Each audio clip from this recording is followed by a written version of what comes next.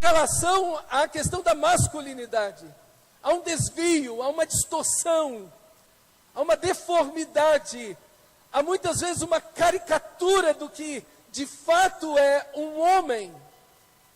Há uma crise que se agrava não apenas naquele momento, naquele então da queda, mas parece que nesse instante que vivemos, parece ser ainda mais grave a situação que nós estamos passando em relação à masculinidade. O Brasil, e não apenas o Brasil, mas o mundo ocidental, a Europa, os Estados Unidos, o mundo ocidental vive uma crise sobre a masculinidade. Por exemplo, aconteceu um evento, se eu não me engano foi na França, o ano retrasado ou foi o ano passado, onde houve um abuso sexual, e a resposta que os homens deram no dia seguinte, foram todos os homens que se envolveram naquele evento para protestar contra a violência sexual, foi vestir saia e sair na rua. Ora, uma resposta dessa é ridícula. Era impensável que os nossos pais, e se você tem mais de 40, que tomariam uma atitude como essa. Você imagina uma coisa dessa? Isso é impossível, impensável. E a gente às vezes vê propagandas onde a menina está penteando, está maquiando o seu pai. Então a imagem de um pai é alguma coisa muito caracterizada, distorcida, equivocada. O homem que a cultura quer que sejamos é o Homer Simpson. Você conhece esse desenho do Homer Simpson? Aquele família Simpson, né? É aquilo ali, é a caricatura, é a ideia na cultura que deseja que os homens sejam. Um homem violento, ele quando pega o filho dele, ele quer esganar o filho dele, é um homem omisso. Quem assume a responsabilidade da família é a esposa. É um homem entregue aos vícios. A questão dele é ser um glutão e um beberrão. Tudo dele é beber e comer. E ficar jogado de cueca no sofá. Nenhuma identificação pessoal, né? Com ninguém. Um homem violento, infiel, imoral, imaturo e irresponsável. Entregue aos prazeres. E hoje ainda temos a ideia de que o homem pode ser meio afeminado. Então, meus amados irmãos, é justamente isso que a cultura está dizendo que os homens devem ser, principalmente nesse momento em que o empoderamento feminino cresce na nossa cultura. E eu quero dizer para você, irmão, que nenhuma cultura é saudável, nenhuma família é saudável, dentro de um empoderamento, seja ele masculino ou feminino. Nenhuma cultura, nenhuma família sobrevive a uma relação de poder, onde os homens dominam sobre as mulheres, ou as mulheres dominam sobre os homens. Esse não é o ideal de Deus, não é isso que Deus fez, não é isso que Deus criou. Mas cada vez mais os homens se apequenam, são atomizados, são diminuídos na imagem pós-moderna dos nossos dias. A figura humana, a figura masculina, para muitos, é ridicularizada, é desprezível, é muitas vezes inútil, descartável, desnecessária e opcional. Então nós vivemos num momento em que a figura do homem está em baixa. Em baixa. E isso já faz tempo. Por exemplo,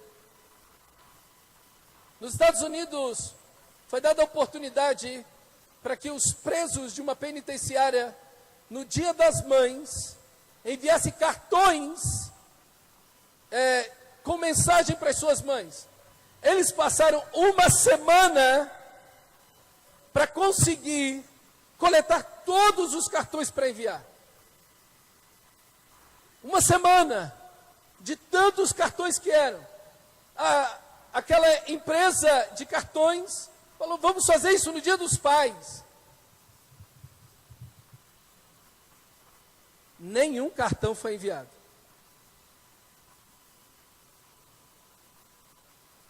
Não é só no Brasil. É uma questão do mundo inteiro, gente, ocidental.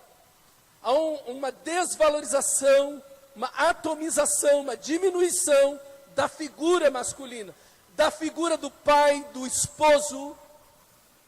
Infelizmente, muitos homens estão abraçando isso.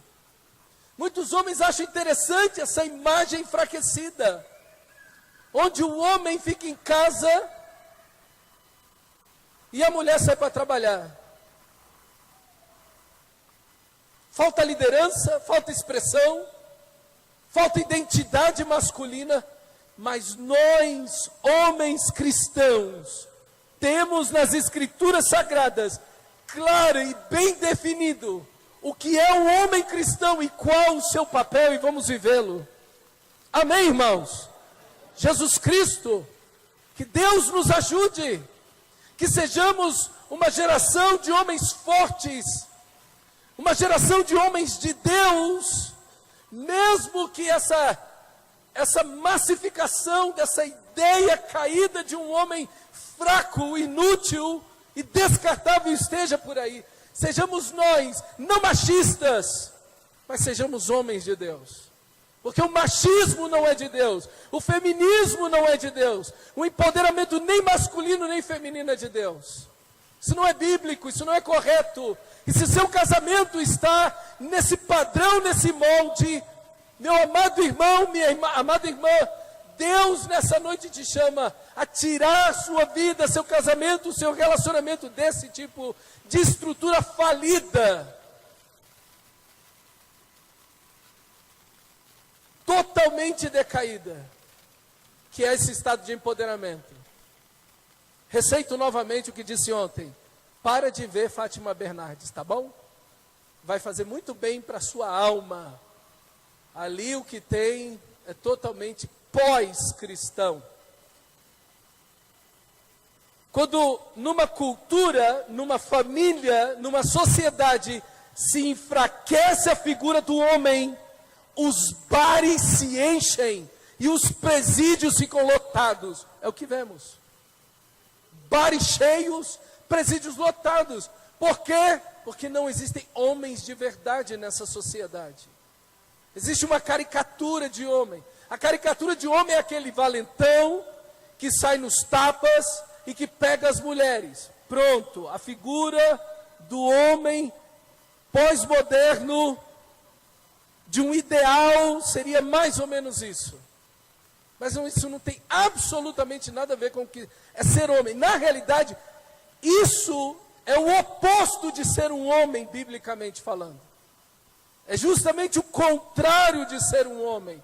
Um homem é o oposto disso nas Escrituras. Famílias sem liderança saudável são enfraquecidas e estão desprotegidas. Quando você tem uma figura, uma imagem de um homem pequeno, de um homem atomizado. Filhos ficam sem referencial de pai e as famílias ficam sem referencial de Deus.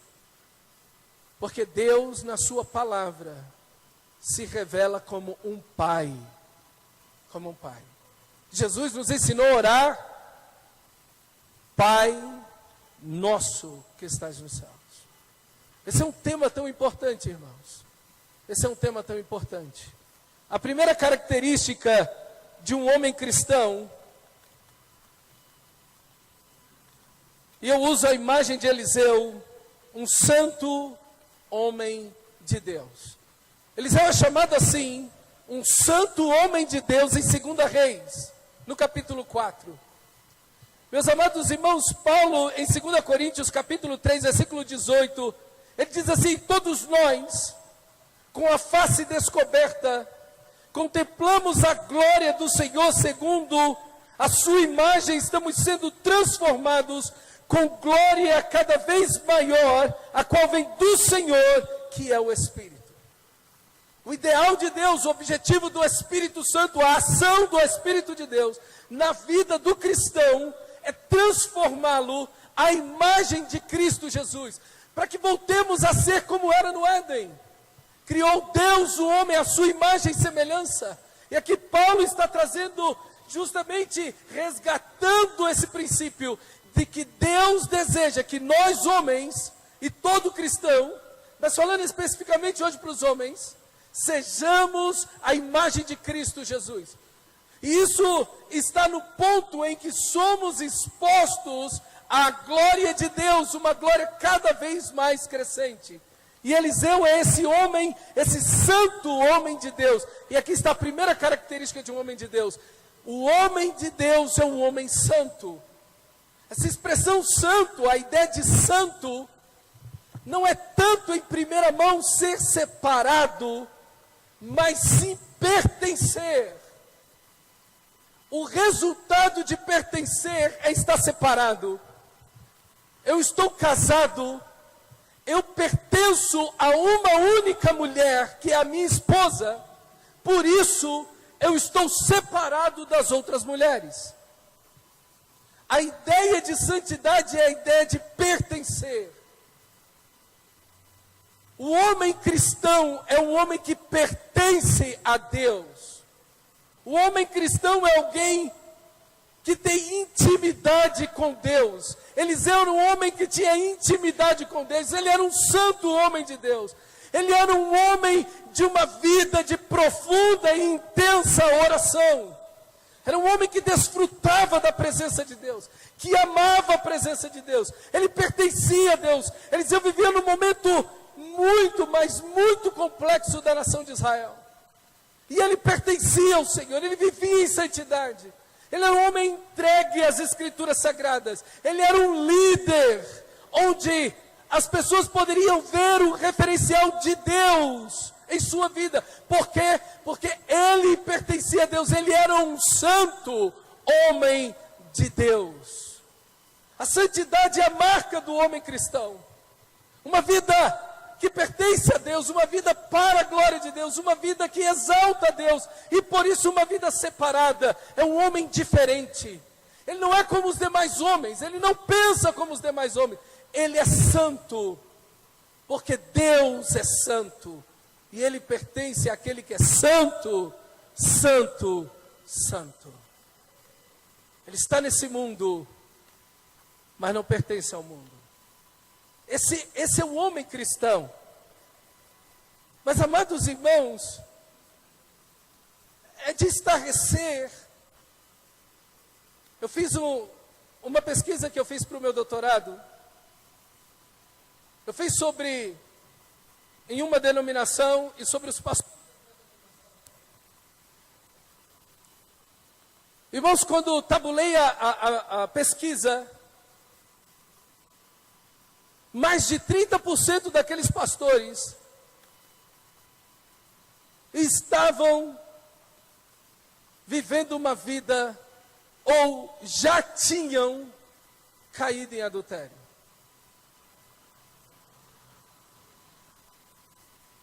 E quando eu olhei as pesquisas do Barna Group, que é um instituto americano que faz pesquisas cristãs, sobre igrejas, sobre liderança cristã, nós vamos constatar que, em algumas pesquisas e em outras, traz uma pequena variação, entre 70% e 80% dos homens, e aí eu estou falando dos homens que vêm regularmente para a igreja. Todos os dados são de homens que vêm regularmente para a igreja. Não são homens mundanos, não são homens que de vez em quando visitam uma igreja. Não, são homens que vêm regularmente à igreja. 80%, de 70% a 80% deles, veem pornografia regularmente. 80%, de 70% a 80%. Vamos dizer que 55% dos homens casados veem pornografia diariamente. 36% dos homens, isso sempre, homens que regularmente vêm à igreja, 36% desses homens não acredita que ver pornografia é pecado. 27% dos meninos com 12 anos de idade, quase 1/3 dos meninos com 12 anos de idade já viram pornografia. Por isso que é algo que nós precisamos trabalhar com o menino. E essa idade é crítica, a partir dos 10 anos, porque dos 12 para os 16, esse número sobe para 78% que já viram pornografia. É um momento que nós, pais, devemos estar muito próximos dos nossos filhos, irmãos. Porque eu quero dizer para você que tudo que a imoralidade toca, ela vai destruir. A imoralidade destrói absolutamente tudo. Dinheiro, talentos, dons, oportunidades. Exclui a pessoa do corpo de Cristo. Não porque a igreja expulsa a pessoa, mas porque a pessoa não fica. Ela vai para o mundo. Irmãos, a marca de um homem de Deus é que ele é um santo homem de Deus. Nós precisamos vencer a imoralidade. É uma epidemia, irmãos. Está tomando o mundo ocidental. Cada vez mais cresce o número de pessoas viciadas em pornografia. E nós, como igreja, precisamos abrir os olhos e lidar com isso. Nós precisamos falar sobre esse assunto. Como, por exemplo, Salomão falou com seus filhos, apesar de ele não ter sido um bom exemplo. Mas no livro de Provérbios ele alerta contra a mulher adúltera. A porta dela é a porta do inferno. Quem por ela entrar é como um animal que entra no abatedouro. Vai à morte. Nós precisamos falar desse assunto. Nós precisamos sentar para conversar, para abrir o coração, debater nós, homens como homens.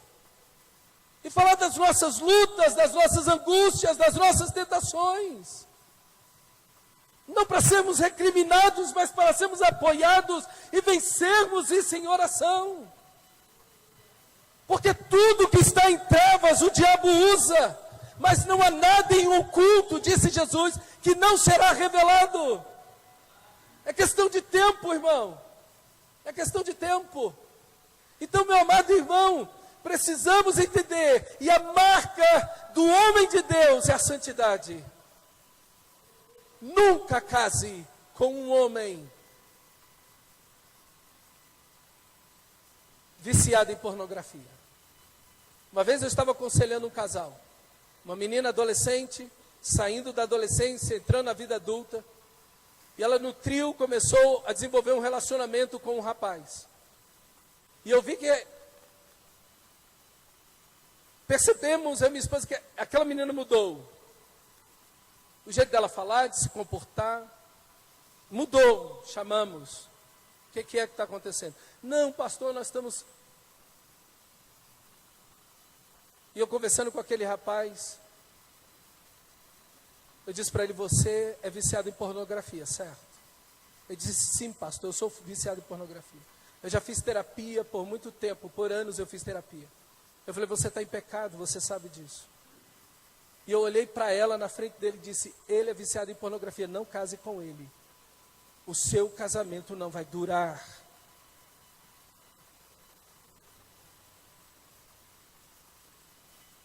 E não durou.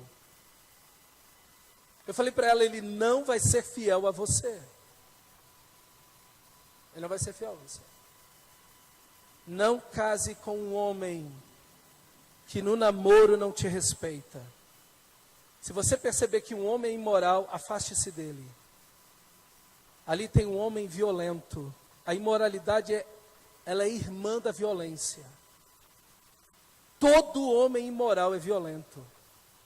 Todo homem imoral é violento. O homem cristão é um santo homem de Deus. Amém, irmãos?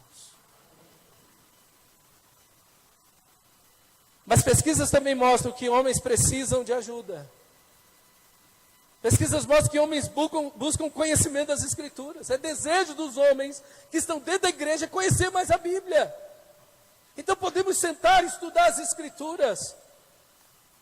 Homens também demonstram que necessitam de amizades, de amigos, de companheiros de julgo, de gente que possam lidiar e batalhar e carregar as cargas juntos, precisam aprender a serem pais, desejam, querem saber como ser pais melhores. Eu quero aprender a educar meus filhos, eu quero aprender a lidar com eles. Homens também querem soluções de problemas imediatos por causa das pressões que sofrem. E homens também querem conhecer a Deus, mas não sabem como encontrá-lo. Então nós precisamos trabalhar com os homens. Precisamos investir nos homens. Precisamos estar juntos com eles. Irmãos, na experiência da terapia familiar, como terapeuta familiar, como pastor, a maioria dos problemas numa família se localizam na figura do homem. E eles são os últimos a pedir ajuda. Jesus Cristo. É terrível isso, irmão. Terrível. Mas é a realidade. A segunda característica do homem cristão, a primeira é a santidade. Um santo homem de Deus. Mas a segunda característica de um homem cristão é que ele é cheio do amor de Deus. Cheio do amor de Deus. Como João, o apóstolo. Irmão, eu quero dizer para você que é o amor de Deus que vai curar a alma do homem da violência. É o amor de Deus que vai arrancar da nossa alma toda a violência. É o amor de Deus que vai arrancar do nosso coração e vai nos dar poder do Espírito Santo para vencermos a imoralidade. Para vencermos a imoralidade. João, ele era o filho do trovão, ele e seu irmão. Eles eram chamados filhos do trovão. Eram homens violentos, repentinos, abruptos, explosivos. Uma cidade de Samaria não queria receber Jesus. Senhor, nós vamos chamar fogo do céu e matar todo mundo. E Jesus disse, que espírito sois vós?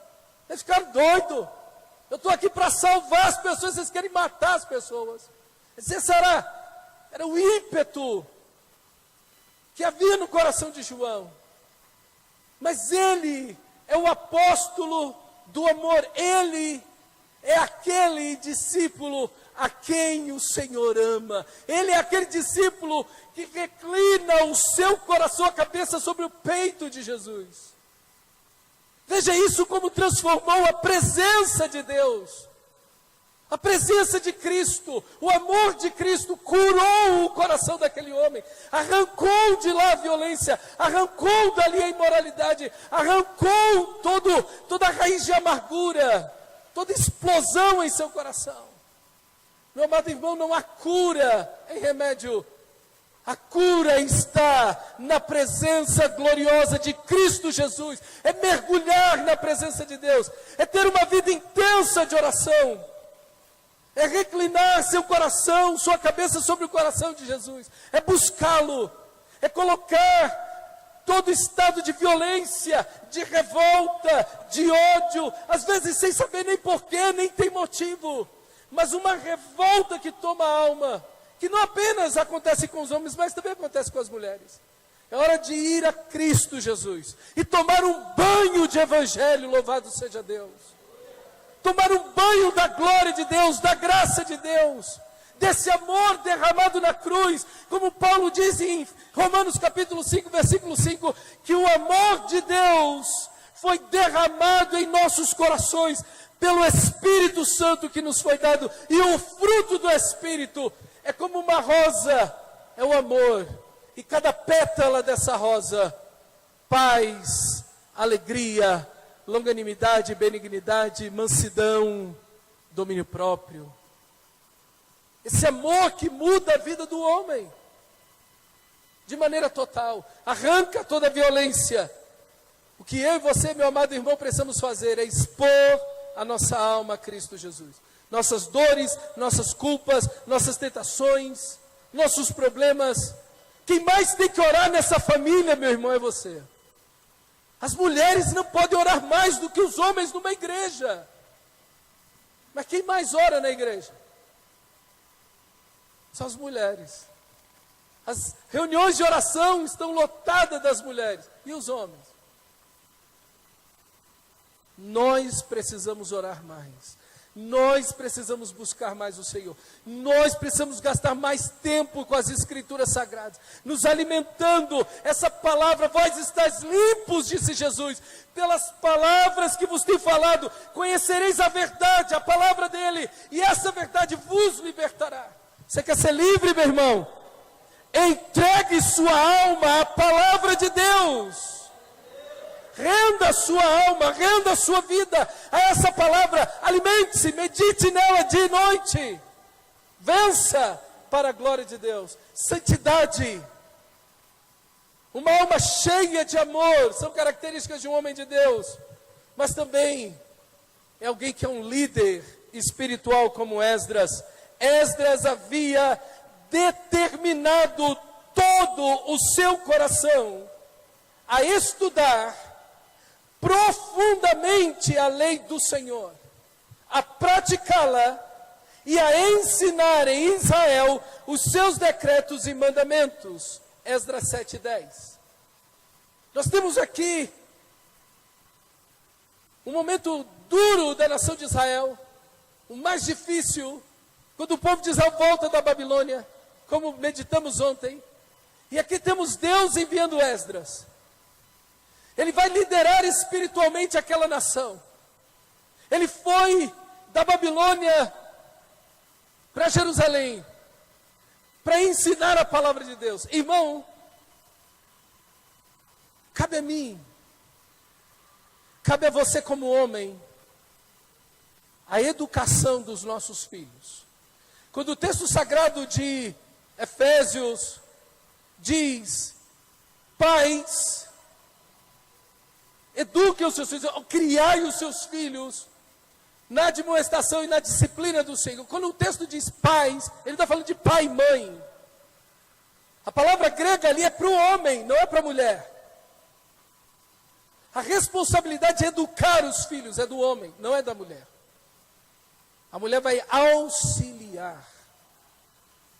Você tem que assumir isso, você tem que agarrar isso. Assim como Esdras estava sendo enviado a Jerusalém para lhe ensinar as Escrituras, assim também você está na sua família. Aqui está uma característica de ele é um líder espiritual.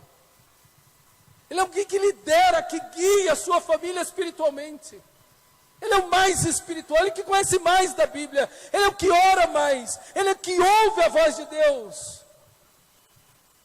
Ele que direciona a sua família espiritualmente. Meu amado irmão, Deus nos chamou a isso, essa é a nossa responsabilidade. Minha irmã amada, crie filhos para serem líderes espirituais. Crie filhos para serem maduros. Não infantilize seus filhos.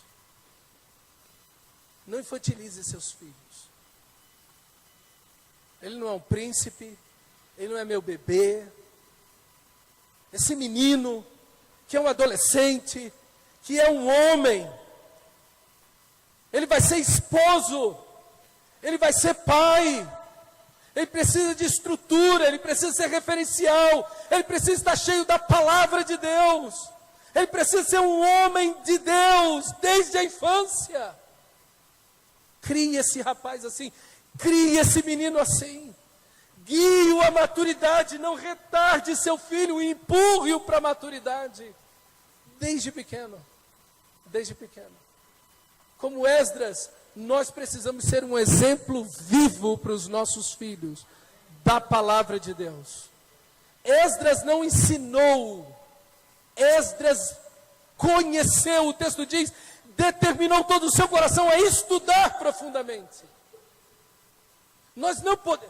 Nós precisamos ter coerência, irmãos. Nós não podemos ter um abismo entre o que nós falamos e o que vivemos. Os nossos filhos estão olhando para nós.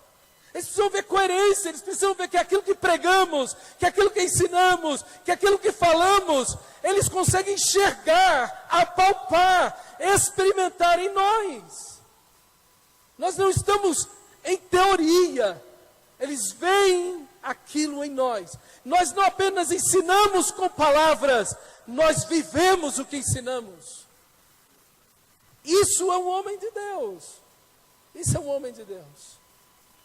Um homem de Deus é aquele que está entregue à palavra de Deus. Ele conhece profundamente as Escrituras.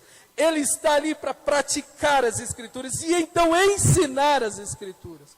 Nessa ordem, você não começa ensinando, você começa aprendendo, estudando, vivendo e então ensinando. Tem muita gente que quer ensinar sem estudar e sem viver. Jesus disse que isso é hipocrisia. E nós não fomos chamados para isso. Nós estudamos as Escrituras. Nós praticamos essa palavra. E só então ensinamos essa palavra. Nós não podemos ensinar aquilo que não vivemos. É incoerente, é inconsistente.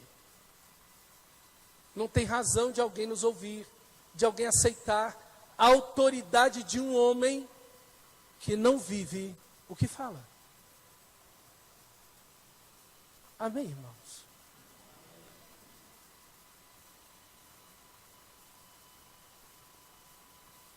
A outra característica de um homem de Deus é que ele é um líder e um administrador da sua vida, das suas finanças.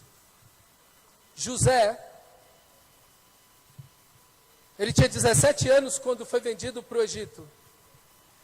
E esse adolescente, veja, esse adolescente, com 17 anos estava pronto para encarar a vida sozinho seus pais. Os nossos filhos com 17 anos estão prontos para isso? Para encarar a vida sem a gente? Você imagina? Que coisa extraordinária. Mas o que aconteceu? Ele desenvolveu liderança e administração desde novo, em coisas pequenas e depois foi para coisas grandes. Nós precisamos ensinar isso aos nossos filhos. Irmão amado, há uma ideia de que todo mundo deve. Quem deve 1.000, deve 1.000, deve 2.000, é a mesma coisa. A Bíblia diz em Salmos que o ímpio, ele pede emprestado e não paga. O ímpio, o homem sem Deus, ele pede emprestado e não paga. A característica de um homem ímpio é que ele pede emprestado e não paga.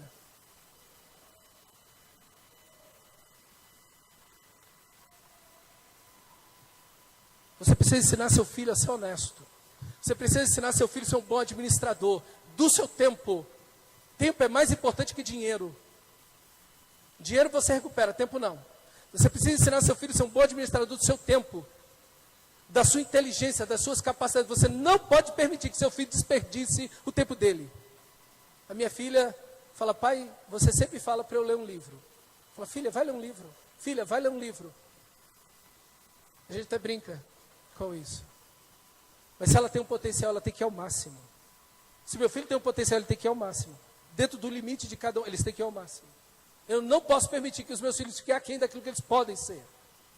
Isso é responsabilidade, isso é administrar tempo, isso é administrar dinheiro, gente. Só que eles precisam ver isso em nós. Eles precisam ver em nós administradores, como José. José foi um bom administrador de dinheiro, e dinheiro é espiritual, irmão. Porque Jesus disse: ninguém pode servir a dois senhores, ninguém pode servir a Deus e o dinheiro. Ninguém pode servir a Deus e o dinheiro. Dinheiro revela muito da nossa espiritualidade. Nossos filhos precisam entender que a comunhão deles com Deus é mais importante que dinheiro, do que profissão. Entende isso, irmão? Aprender a administrar a vida, ser bons mordomos daquilo que Deus nos concedeu. Isso está na característica de um homem de Deus. José foi o referencial, José foi a diferença para o Egito, a maior nação do mundo, porque o Senhor era com José, e ele foi um bom administrador.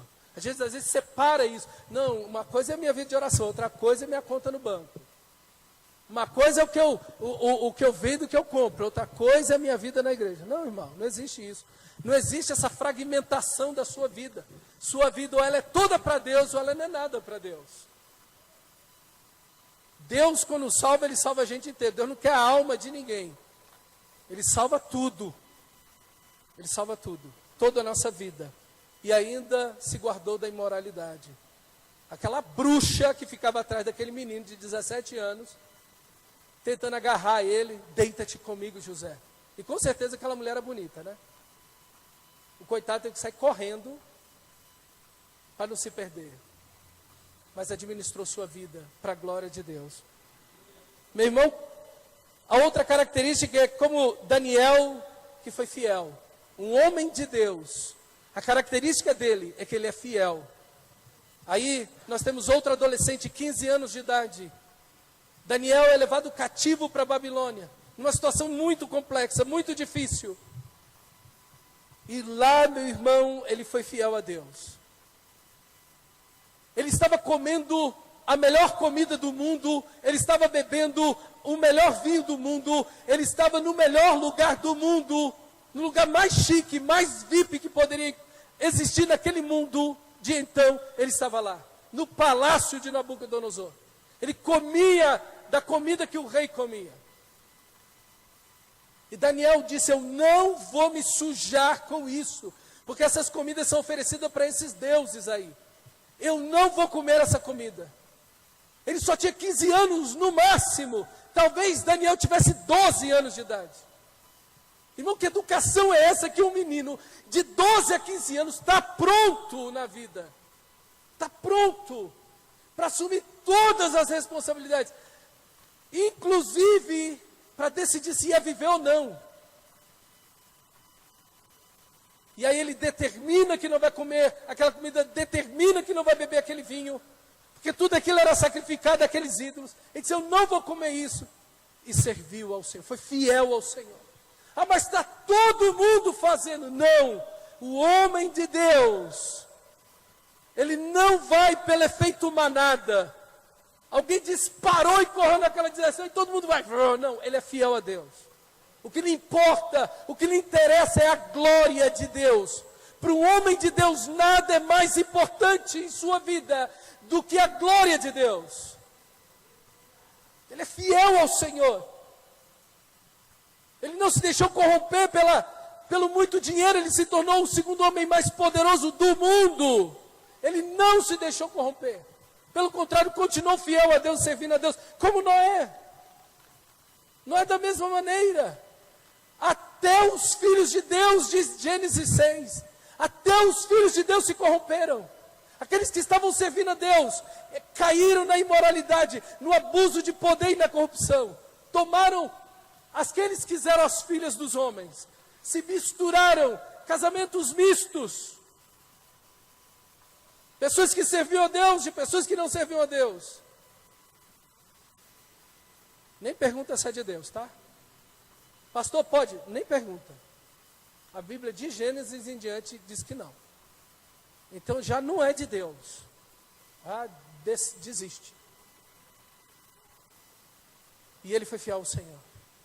Todo mundo se corrompeu, só ele que não.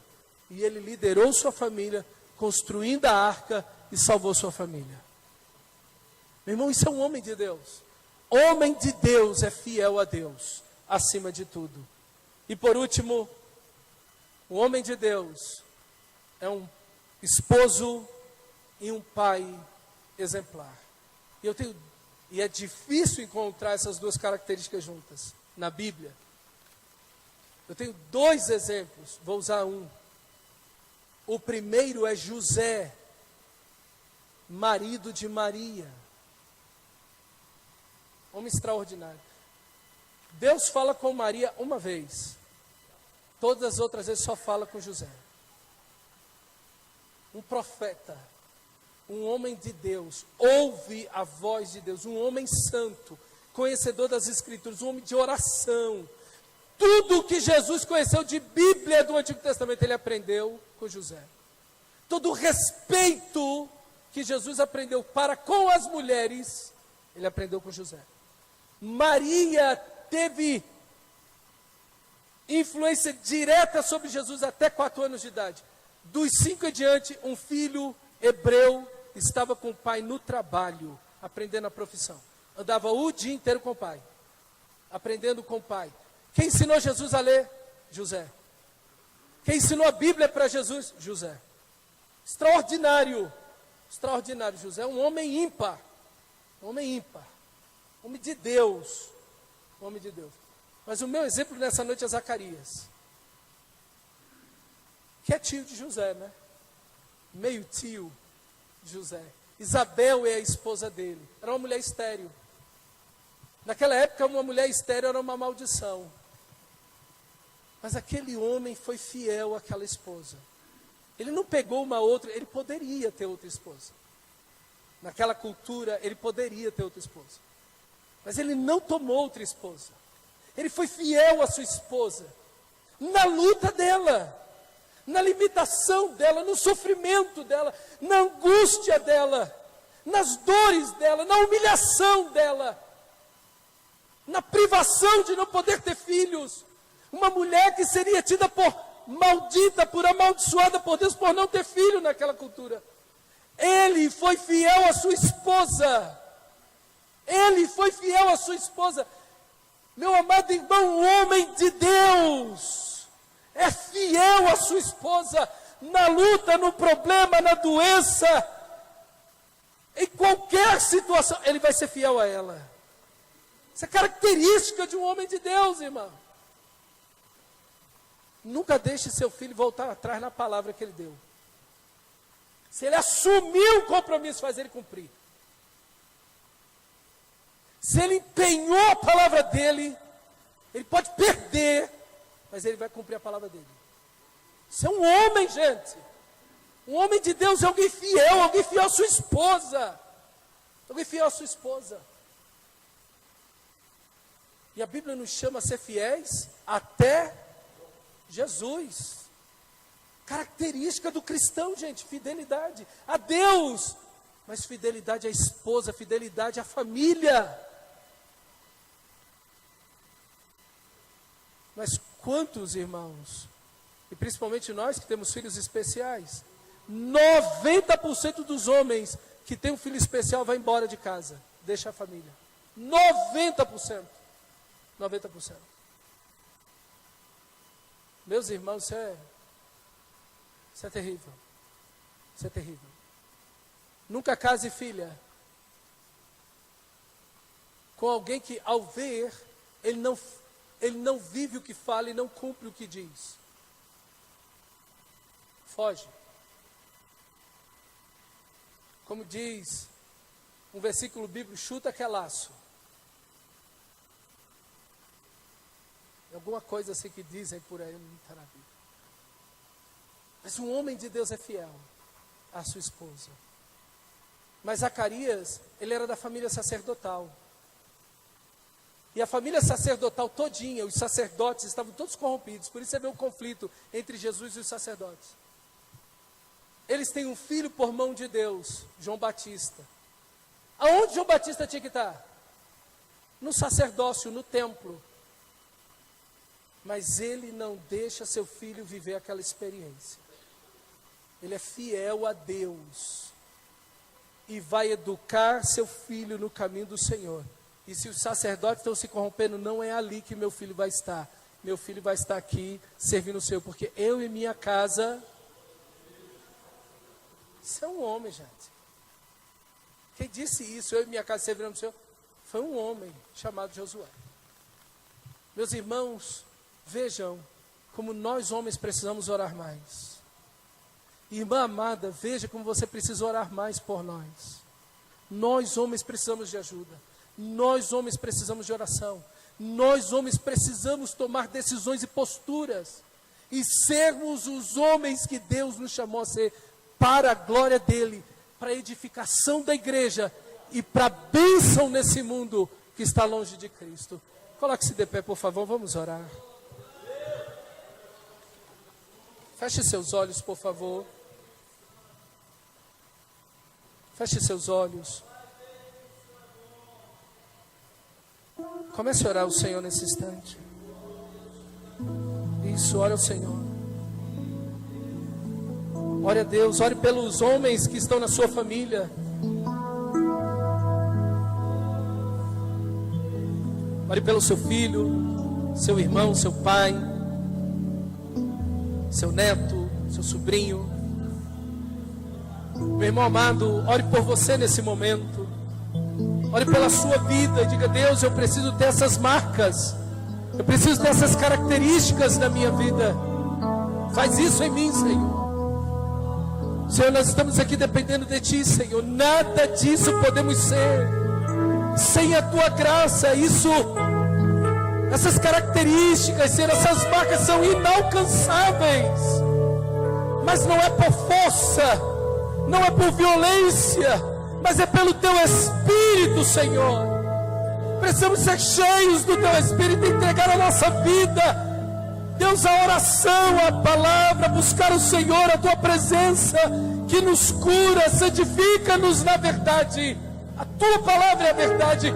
Ajuda os meus irmãos, ajuda os homens, Senhor, desta igreja. Ó Deus, guarde suas vidas, proteja-os. Se algum homem vacilante, Senhor, chama o Senhor pela Tua glória, pelo Teu poder. Restaura, cura. Deus Santo, faz nos homens segundo o Teu coração. Homens, Senhor, a imagem e semelhança do nosso Senhor e Salvador Jesus Cristo. Espírito de Deus, opera em nós. Cura-nos, liberta-nos, fortalece-nos, aviva-nos, enche-nos, Senhor, de Ti. Para a glória do Teu nome, Senhor. Para a glória do Teu nome, nós oramos assim. Em nome de Jesus, Senhor.